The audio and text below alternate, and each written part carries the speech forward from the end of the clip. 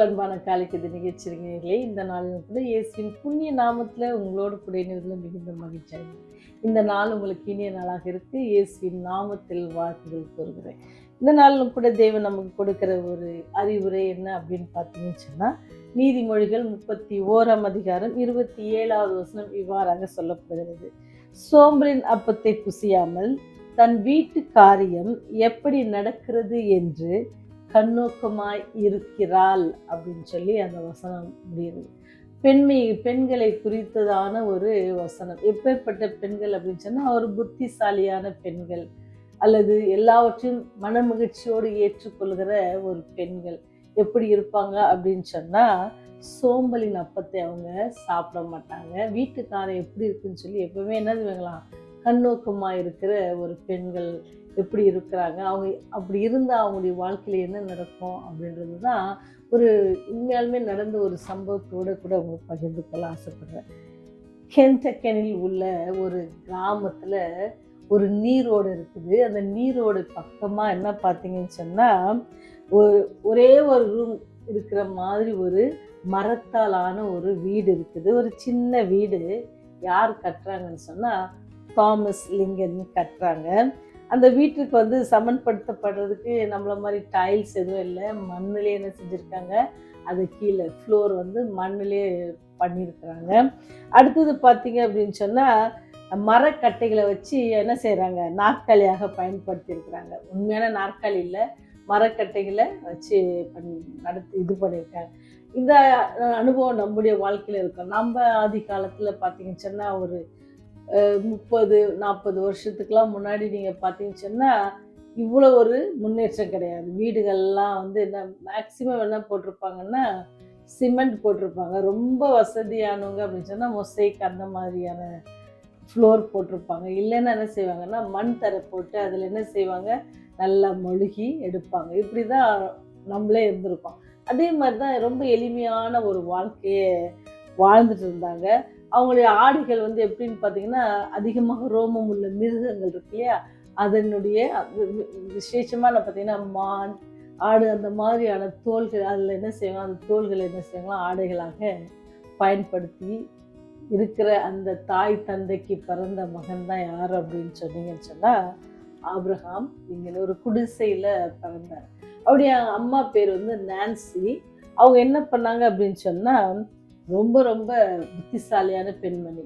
கொஞ்ச நேரம் கூட அவங்க என்ன செய்ய மாட்டாங்களா, சும்மா இருக்க மாட்டாங்க. கொஞ்சம் கல்வி அறிவு அவங்களுக்கு இருந்துச்சு. வாசிக்க படிக்க அல்லது புரிந்து கொள்வதற்கான பெரிய ஒரு ஞானம் படைத்த பெண்மணியாக இருந்தாங்க. அவங்க கையில் என்னெல்லாம் வேலை கிடைக்குதோ அதெல்லாம் உடனே செய்வாங்க. வீட்டுக்கு தேவையான காரியங்களை செய்வாங்க. அப்புறம் தோட்டம் வச்சுருப்பாங்க. அதில் என்ன செய்வாங்க, மரம், அந்த சில செடிகள்லாம் வளர்ப்பாங்க. மண்வெட்டி அதெல்லாம் எடுத்து அவங்க பயன்படுத்துவாங்க. தன்னுடைய கணவர் செய்வதை பார்த்து என்ன செய்வாங்க. வீட்டை எப்பவுமே நீட்டாக சுத்தமாக வச்சுக்குவாங்களாம். பிள்ளைகளுக்கு தேவையான ஆகாரங்களை இது பண்ணி கொடுப்பாங்களாம். சிஸ்டர் நான்சி என்ன பண்ணுவாங்கன்னு பார்த்தீங்கன்னு சொன்னால், அவங்க கணவருக்கு துப்பாக்கி சுடுகிற தெரியும். அதை இவங்க கற்றுக்கிட்டாங்களாம் கணவர்கிட்ட இருந்து. ஏன்னா அது வேட்டையாடுவதற்கு அது பயன்படும். சில வேளையை அவங்க காட்டுக்குள்ளே சென்று என்ன செய்வாங்க, வேட்டையாடி மான்களை எடுத்து பிள்ளைகளுக்கு சமைத்து அதனுடைய தோள்களை என்ன செய்வாங்கன்னு சொன்னால், ஆடைகளாக அவங்களுக்கு பண்ணி கொடுப்பாங்களாம்.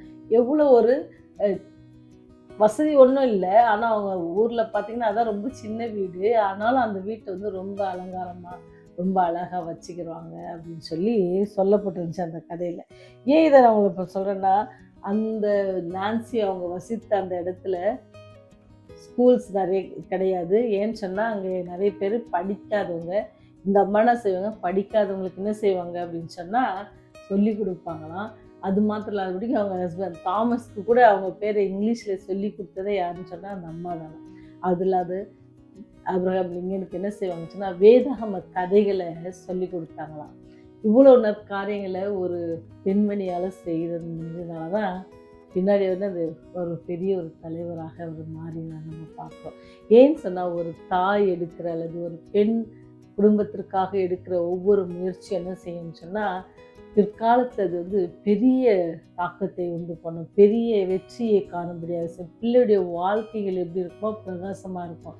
அதுக்கு என்ன செய்யணும் அப்படின்னு சொன்னால், பெண்கள் வந்து சோர்வடையாதபடிக்கு, சோம்பலின் அப்பத்தை சாப்பிடாதபடிக்கு எப்பவுமே என்ன செய்யணும், சுறுசுறுப்போட இருக்கணும். ஒருவேளை நமக்கு அந்த மாதிரியான காரியங்கள் இல்லை அப்படின்னா கூட நம்ம என்ன செய்யலாம், இப்படி ஒரு நல்ல குணாதிசயத்தை கொண்ட ஒரு தாய் இருப்பாங்க சொன்னால் அவருடைய பிள்ளைகள் எப்படி இருக்குமா, நல்ல வழியில் இருப்பாங்க.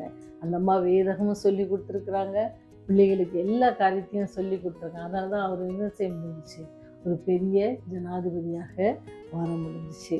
அப்போ நம்ம வீட்டில் வந்து தாயின் பங்கு ரொம்ப அதிகமாக இருக்குது. பிள்ளைகள் வளர்ப்பிலும் சரி, குடும்பத்தை கட்டி காப்பதிலும் சரி, எல்லாவற்றிலும் தாயின் காரியம் ரொம்ப அதிகமாக இருக்கிறது. ஒருவேளை நமக்கு நிறைய வசதிகள் இல்லைன்னா கூட நம்ம இருக்கிற இடத்துல செய்யல, நம்ம சுத்தமாக வைத்துக்கொள்ள பிரயாசப்படணும். அப்புறம் பிள்ளைகளுக்காக ஸ்கூலில் சொல்லி கொடுக்குற பாடம் போதும் அப்படின்னு நினைக்காத, நம்மளும் என்ன செய்யணுமா, சொல்லி கொடுக்கணும். அவங்களோட கூட உறவாடணும். பிள்ளைங்களோட இன்னைக்கு என்ன நடந்துச்சு அப்படி ஒவ்வொரு நாளும் அப்படி கேட்கும்பொழுது பிள்ளைகளுடைய பெற்றோருடைய உறவு என்ன செய்யுமா, நன்றாக இருக்கும். எப்படி தேவன் நம்மேல் கண்ணோக்கமாக இருக்கிறாரோ, ஏன் அவர் நம்மேல் கண்ணோக்கமாக இருக்கிறார், நம்மை சாத்தான் ஆட்கொள்ளாதபடிக்கு, பாவத்தை விழுந்துடாதபடிக்கு, நம்மை வழி நடத்துவதற்காக இருக்கிறாரு. அதே போல் நாமும் நம்முடைய பிள்ளைகள் மேலே கண்ணோக்கமாக இருந்து, நம்ம குடும்பத்து மேலே கண்ணோக்கமாக இருந்து காரியங்களை செய்யணும், அவங்களுக்காக ஜெபிக்கணும். ஒருவேளை நமக்கு இதெல்லாம் குறைவு உள்ளவர்களாக இருக்குன்னு சொன்னால் அது ஒன்று ரொம்ப கஷ்டம் இல்லை மாற்றிக்கொள்வதற்கு. அதுக்கு ஆண்டவர் இன்னைக்கு இன்னொரு நாளை கூட்டி கொடுத்துருக்காங்க. இந்த நாளில் நம்ம ஆண்டவர்கிட்ட சொல்லி, ஆண்டவரே நான் இந்தந்த காரியங்களை குறைவுள்ளவர்களாய் காணப்படுகிறேன், நீங்கள் என்ன தாங்க, பலத்தை தாங்க, எங்களுடைய குடும்பத்தை நல்வழி நடத்தி உங்களுடைய ராஜ்யத்துக்கு நான் என்ன செய்யணும், என்னுடைய குடும்பத்தில் உள்ள அங்கத்தினர்கள் எல்லாரையும் உங்களுடைய ரொம்ப நீர் வரும்போது உங்களுடைய வருகையில் நாங்கள்லாம் குடும்பமாக இருக்கணும் அப்படின்னு சொல்லி நம்ம ஜெபிப்போம்னு சொன்னால், கண்ணோக்கமாக இருந்து நம்ம ஜெபிப்போம்னு சொன்னால், ஆண்டவர் எப்படி உங்கள் மேலே என் மேலே கண்ணோக்கமாக இருந்து அவர் நமக்காக ஆயத்தம் பண்ணுகிற இடத்துக்கு நம்மளுக்கு அழைத்து செல்ல ஆவலாக இருக்கிறோம். அதே போல் நாம் அவர் நமக்கு கொடுத்துருக்கிற பொறுப்பில் என்ன செய்யணும், பிள்ளைகளை வளர்த்து நம்ம என்ன செய்யணுமா, ஆண்டுடைய பாத்துக்கு கொண்டு போகணும். அப்போ நம்ம என்ன செய்யணுமா, ஆண்டவர்கிட்ட கேட்கணும், ஆண்டவரே நான் இதை செய்யணும், எனக்கு ரொம்ப சோம்பேறியாக இருக்குது, இந்த காரியம் பண்ணோன்னா என்னால் முடியல, எப்படி ஆரோக்கியம் எனக்கு என்ன செய்யலை, உதவி செய்யலை, இந்த மாதிரி எல்லா குறைபாடுகளையும் ஆண்டவருக்கு நம்ம சொல்லுவோம் அப்படின்னு சொன்னால் இந்த குறைகள் எல்லாம் அவர் நீக்க வல்லவராக இருக்கார். அப்படிப்பட்ட அந்த தெய்வத்திட்ட இன்னைக்கு நம்ம போய் நம்முடைய குறைகளை சொல்லி, ஆண்டவரே எனக்கு நீங்கள் பலத்தை தாங்க, நாங்கள் உங்கள் உண்மையுள்ள பிள்ளைகளாக, நாங்கள் எப்படி சோம்பேறித்தனம் இல்லாதபடிக்கு உற்சாகம் உள்ள ஒரு பெண்மணியாக இருந்து குடும்பத்தையும், நான் போகிற சபையிலையும், நான் சுற்றி இருக்கிற என்னுடைய குடும்ப வட்டாரங்களிலும் நான் பிரயோஜனம் உள்ளவளாக இருக்கணும் அப்படின்னு சொல்லி நம்ம ஜெபிப்போமா. நீதிமொழிகளை சொன்னது போல அவள் எப்படி இருக்கிறாள், என்று என்ன நடக்குது, எப்படி நடக்கிறது, என்ன காரியம், வீட்டு காரியம் எப்படி நடக்குதுன்னு சொல்லி கண்ணோக்கமாக இருந்த போல அந்த குணசாலியான ஸ்திரியை போல நானும் இருக்கிறேன்னு சொல்லி ஆனத்தை நம்ம ஒப்பு கொடுத்து ஜெபிப்போமா. ஜெபம் செய்வோம்.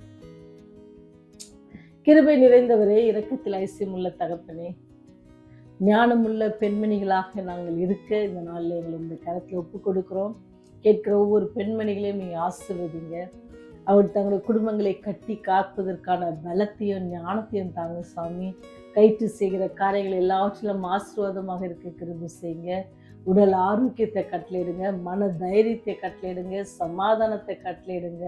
உடைய கிருபையினாலும் உடைய இரக்கத்தினாலும் எங்களை வழிநடத்துங்க. ஆண்டவரே, நாங்கள் பலவீனமான பாத்திரங்கள், ஆண்டவரே ஞானத்தில் குறைவுள்ளவர்கள், கர்த்தாவே பரலோகத்தின் தேவன் தாமே எங்களை ஆசீர்வதித்து ஞானத்தினால் நிரப்பி பலத்தினால் எங்களை இடைக்கட்டி குடும்பங்களில் எப்படி நடத்த வேண்டும் என்ற ஞானத்தை நாங்கள் கற்றுக்கொள்ள கிருபை செய்யுங்க. கடைசி நாட்களில் சாத்தான் குடும்பங்களை பிரித்து குடும்பங்களில் குழப்பங்களையும் குடும்பங்களில் சண்டை சச்சரவுகளை உண்டாக்கி கொண்டிருக்கிற இந்த காலகட்டங்களில் தேவன் தாமே எங்களோடு கூட இருந்து நாங்கள் குடும்பத்திலே ஒவ்வொரு ஐக்கியம் உள்ளவர்களாக சமாதானத்தை பண்ணுகிற பிள்ளைகளாக அன்பில் நிலைத்திருக்க எங்களுக்கு உதவி செய்யுங்க. குற்றம் குறைகள் பாவங்கள் ஒரு விஷயம் மன்னித்து ராஜ்யம் வரும்போது எங்களை நினைத்தள்ள வேண்டுமா. இயேசுவின் வழியாய் ஜெபிக்கிறோம் நல்ல தகப்பனே, ஆமென்.